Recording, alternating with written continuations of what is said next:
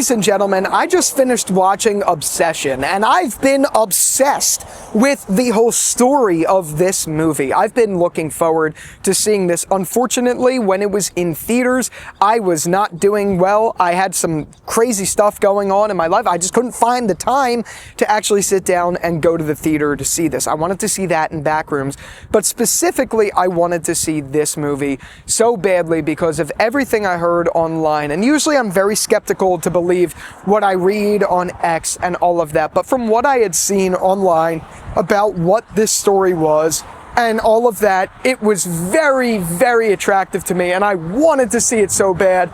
But I didn't get to actually watch it until just now, which is today is July 2nd. I think today was the day it actually came out on DVD and on release. So I bought it. I actually bought the digital copy of it, which I rarely ever do, and that's how excited I was. And I also love the idea that it's because this was from a YouTuber who created this. It just goes to show you what we can do. We could sit in our bedroom and create content, and one day we could be making blockbuster movies that do better than fucking Endgame in theaters. That's outstanding. So the story of it is very interesting behind the scenes, but also the story on the camera is very interesting. We have all, at some point in our lives, had a crush that we were certain this is the one. We love, like you love them, but you're either friend zoned or it's just not timing, or they're in a relationship or something, and it's just not in the moment meant to be, but you wish it could be. And honestly, this story really did that kind of concept well, where you have to be careful what you wish for. This story follows a character named Bear who has a very strong attraction to someone he is friends with, but he got friend-zoned by. So he wishes upon a weeping willow or something like that. I forget what, one wish willow or something like that. Correct me in the comments. He wishes upon one of those for her to love him forever. And like I said, be careful what you wish for, because what comes is one of the best movies I've ever seen. This is the only example of something that met the hype to me. Everyone was hyping this online, and I was like, there's no way it's as good as the hype. Despite the story of behind the scenes, despite the things that I wanted from it, I was like, people are gonna hype it to shit and I'm gonna go in there and be underwhelmed. I was not underwhelmed. This movie was fantastic. It is one of those movies that will sit with me. It's one of those movies that will stay relevant to me for a very long time. The performances were great, the direction was great, the cinematography was great. All of it was, and it's more or less, I think the reason it resonates with me is, like I mentioned, I think we've all been in Bear's shoes at one point or another. I know for a fact I have.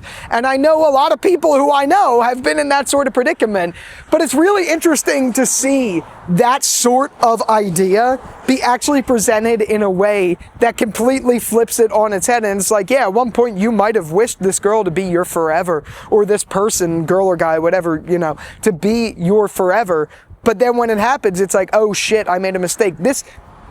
It's not exactly what this is, but this almost sums up perfectly. Like, that one girl on paper or guy on paper who is perfect, who has the same morals as you, who is attractive, or whatever your standards are of someone you want to be with. But then when you actually go out with them, you're like, this person's not for me. This is the best manifestation of that. So obviously this story follows Bear, who makes this wish on this girl, Nikki, freaky Nikki, that he has a crush on, and watches her slowly, but actually pretty quickly, have her body taken over by this demonic possession sort of thing, where she becomes scary obsessed with Bear. And that premise alone, it's very simple, but in execution, I was terrified. And I gotta tell you, Inde Navarrette did a fantastic job as Freaky Nikki. She did so good, and I'm not gonna lie, she stole my heart too. Don't tell my fiance, but I loved her in this show, in this movie, show. I loved her. She did so well, and one of my favorite things about this movie is those little slippages you have throughout it where she came to her senses and was like, oh my God, what the fuck? What is happening to me? Freaking out. I loved that, and I loved where that led in the ending and what we got with that, because what does that character do? We're going to jump into major spoilers right now. Freaky Nikki gets very, very obsessed to the point where she kills, I think her name is Sarah, which is a girl that was friends with Bear, that they each had a little bit of a crush on each other, and she kills Ian at the end of the movie. I believe his name is Ian, after he makes a wish on the Willow, whatever the fuck you call it, and he gets $1 billion. She shoots him in the head, and then Bear poisons himself, and that breaks the cycle of her being this demonic version, this possessed version of Nikki. So she snaps back into her normal self and is like, what the fuck? And that's how the movie ends. I loved it. I loved it. I thought it was done so well. I thought it was so creative. And honestly, more than I saw online, this movie was funny. And that's attributed to, I believe his name is Kerry Baker. Let me just quickly double check that because I want to make sure it's right. But Kerry Baker's online presence is really funny comedy sketches. Let me just make sure. Kerry Barker, not Baker. There we go. That's him. That's him. I don't think you could see the screen.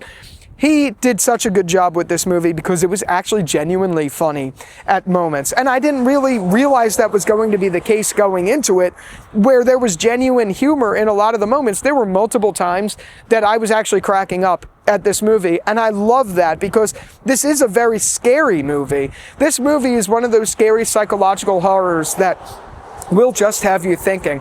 I always kind of compare movies of this sort to the Mount Rushmore, which is The Shining to me. The Shining is just a masterpiece of a film. It is such a wonderful movie, and it is genuinely, to me, the scariest movie I've ever seen.